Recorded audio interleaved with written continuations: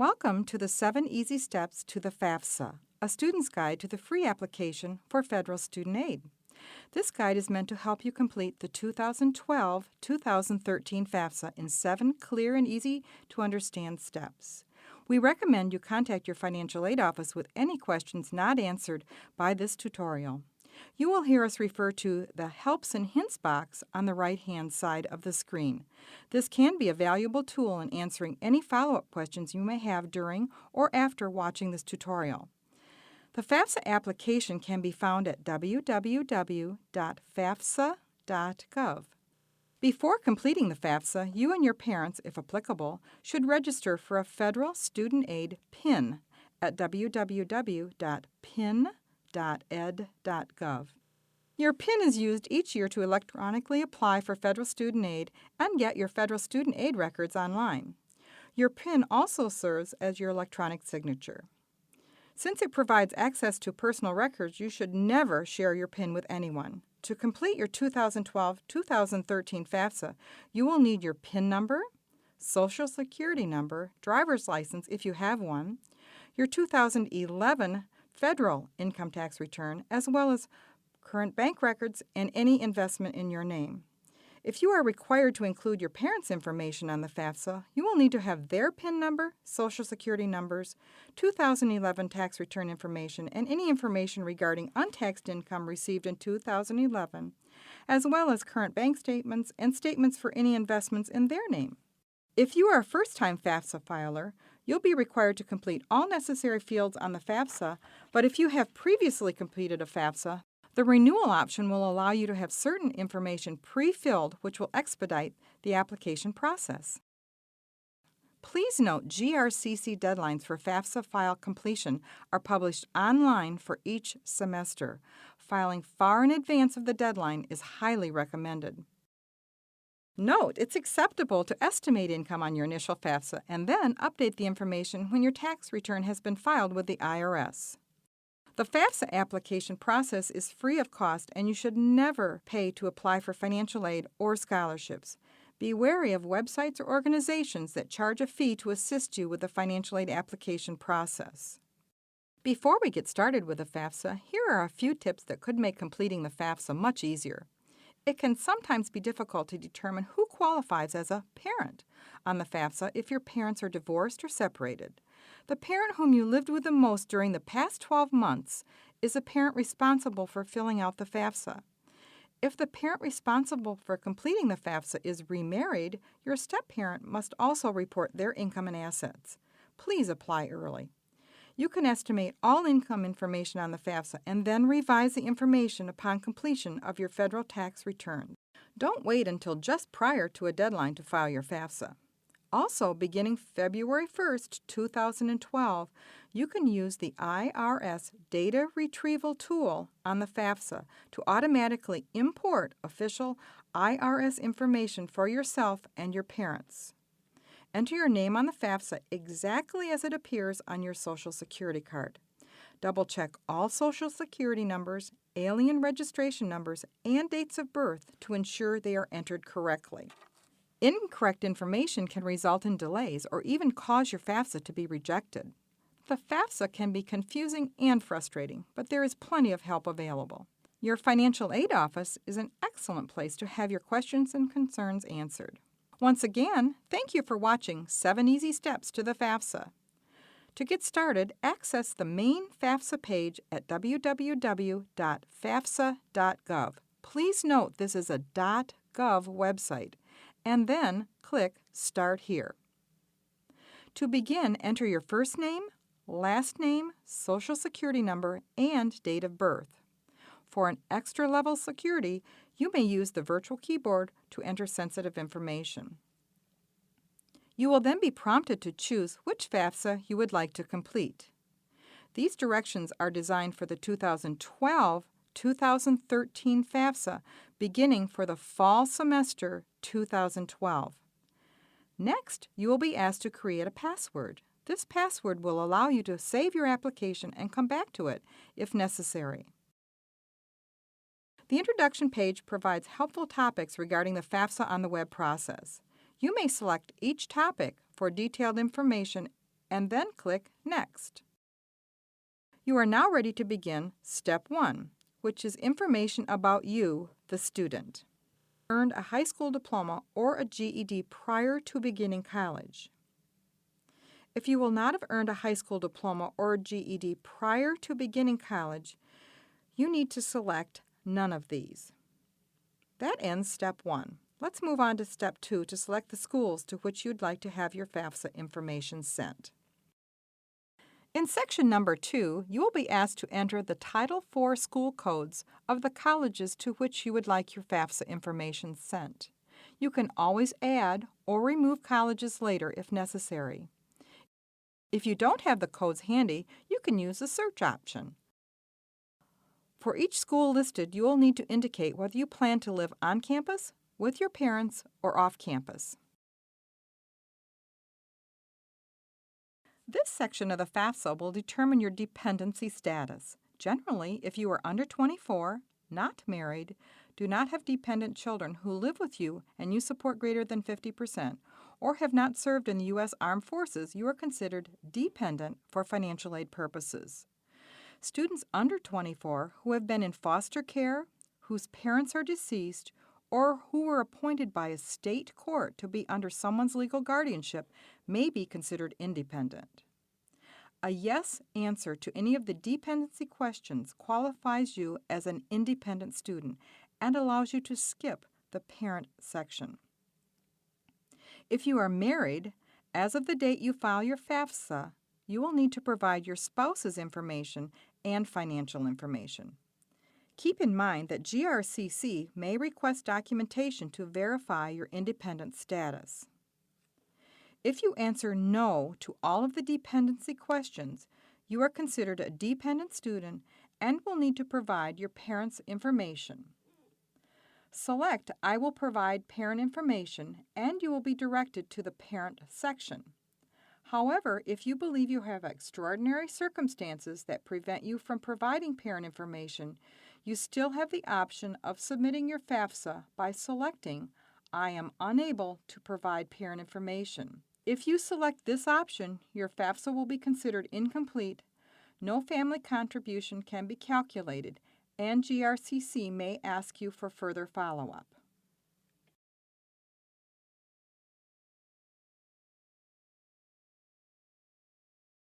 Step 4 is all about your parents. We will begin with your parents' marital status and the date this status became effective. Remember, if your biological parents are divorced or separated, the parent whom you lived with the most during the past 12 months is the parent responsible for filling out the FAFSA. If that parent is remarried, your step-parent also must report his or her information. Continue to fill out your parents' personal information. Be sure to check the accuracy to avoid processing delays. If one or both of your parents do not have Social Security numbers, please enter zeros. Do not leave them blank. Your parents will also have the option to enter an email address. If they do, they will receive an email confirmation when your FAFSA is processed. Next, select Yes if this is your parents' state of legal residence and if they have lived there for at least the last 5 years. If you select No, specify your parents' state of legal residence. Then enter the number of family members in your parents' household. The household size worksheet is provided to help you determine the number of members considered in your parents' household. Be sure to include your parents, including step-parents, yourself, and your parents' other children, if your parents will provide more than half of their support. Also include any other people if they now live with your parents and your parents provide more than half of their support. Now that you have established the number in your parents' household, specify how many of these members are attending college at least half-time and are working towards a college degree or certification in the 2012-2013 school year. Always count yourself in this number, but never include your parents, even if they are attending college. Try to be as accurate as possible because GRCC may ask you to verify this information. We'll cover financial information next. Okay, we're ready for Step 5. It's best if you and your parents' 2011 federal income tax returns are handy when completing this section. But if you haven't filed your tax returns yet, you can estimate now and then update the FAFSA later. Here, select whether or not your parents have completed a 2011 federal income tax return. Remember, you may still proceed even if income tax returns are not yet finalized. Just use estimates for now and update it later. After February 1, 2012, if you select your parents have already completed their 2011 federal income tax return, you will be presented with a series of questions that determine your eligibility for the new IRS data retrieval tool. If you check none of the above, you'll be given the option to enter your PIN and link directly to the IRS. Your IRS data should be available within 1 to 2 weeks within filing your taxes electronically, or within 6 to 8 weeks if you file a paper tax return. We highly recommend that you use this option, as it can both simplify the application process and minimize the verification documentation that GRCC may ask for later. If you choose IRS data retrieval, you'll be notified that you're leaving the FAFSA on the web. Click OK. On the IRS website, you'll enter their requested information. Be sure you enter all information exactly as it appears on your tax return. Then click Submit. Once the IRS has validated your identification, your IRS tax information will display. Click Transfer Now. Then return to the FAFSA website using the links that they will provide. It's simple as that. If you transfer your IRS tax information, questions that are populated with tax information will be marked Transferred from the IRS. Don't alter this data. If you are selected for verification, GRCC may choose to use unaltered information for verification purposes in lieu of a tax return transcript. This next screen will ask you to specify the type of tax return your parents filed or will be filing.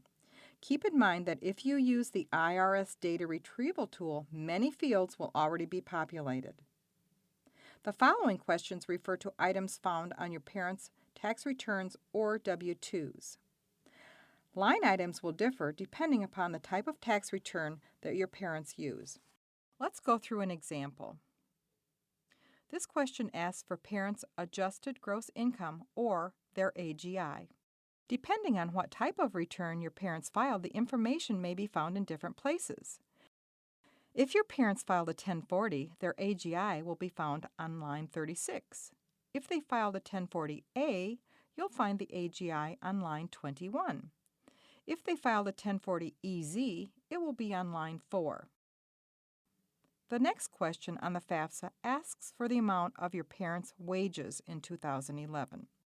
This information can most commonly be found on your parents' W-2 forms that they receive from their employers at the end of the year. Next, you will be asked to indicate your parents' dislocated worker status. A dislocated worker is someone who has lost his or her job, has been laid off, has received a layoff notice, or is receiving unemployment benefits. This status also includes parents who are self-employed but who have been unemployed due to economic conditions or natural disaster or are displaced homemakers. For more information, just refer to the Help and Hints. You may also be asked to specify whether your parents or anyone in your parents' household received federal benefits in the last 2 years. Please note that SSI, or Supplemental Security Income, is not the same as Social Security benefits. SSI is generally paid to persons with disabilities. Depending upon your answers to the previous questions, you may be asked whether your parents are eligible to file a 1040A or a 1040EZ.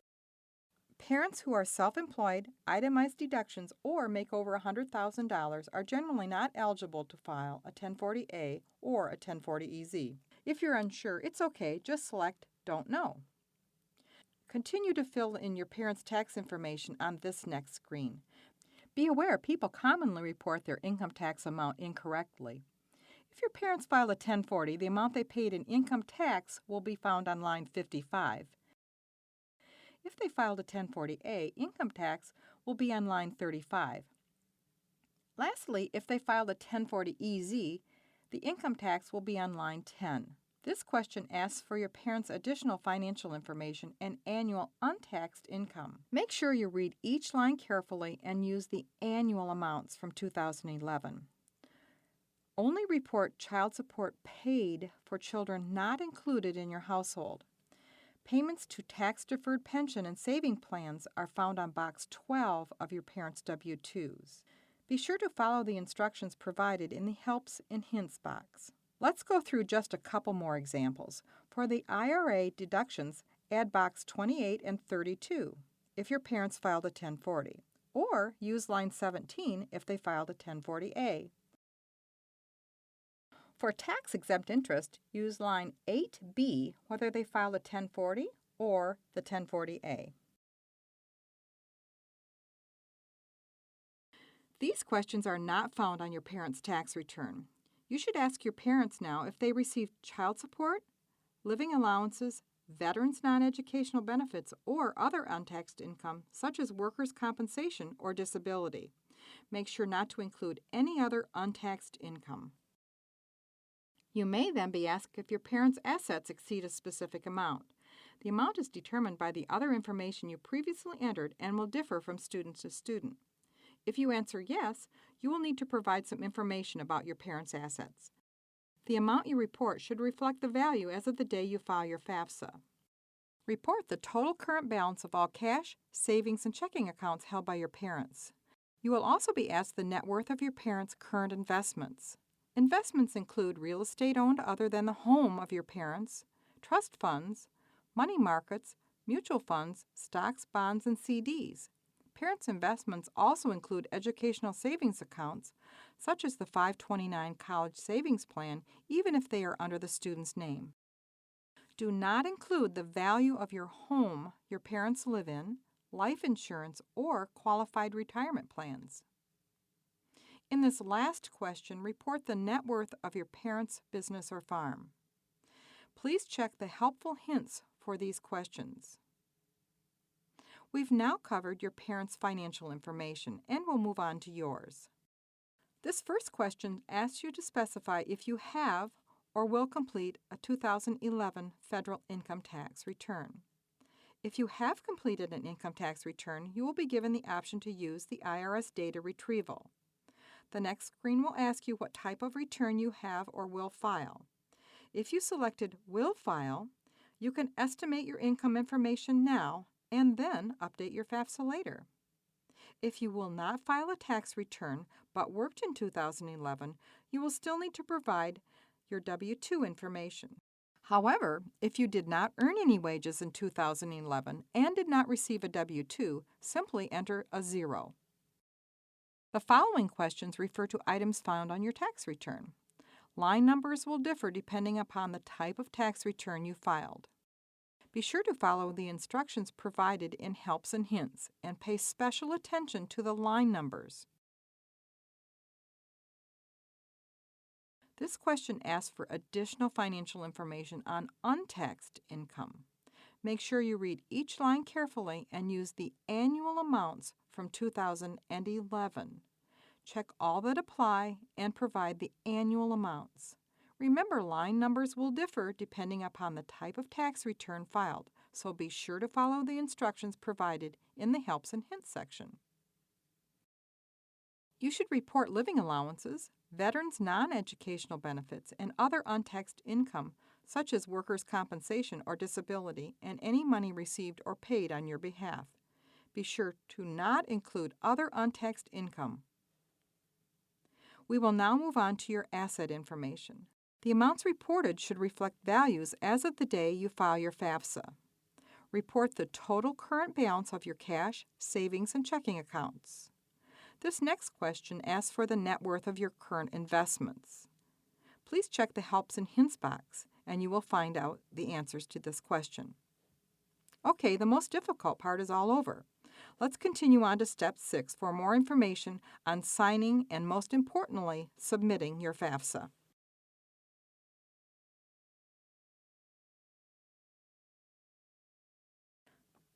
Step 6 is really short.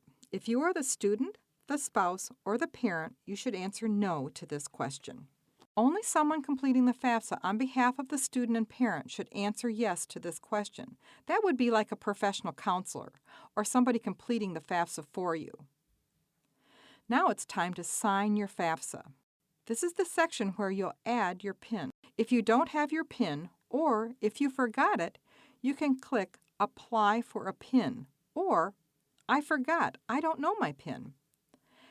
After you enter your PIN, you will be asked to certify to the terms specified and agree to provide any and all information to GRCC in order to verify the information provided on the FAFSA. If you agree to these terms, select I agree. You will then be asked to specify how your parents will sign the FAFSA if your parent information was used on the FAFSA. If your parents choose to sign electronically, they will enter their PIN number here. Remember, signing electronically will ensure the timely processing of your FAFSA. We recommend you review your FAFSA summary to be sure the information you're about to submit is accurate.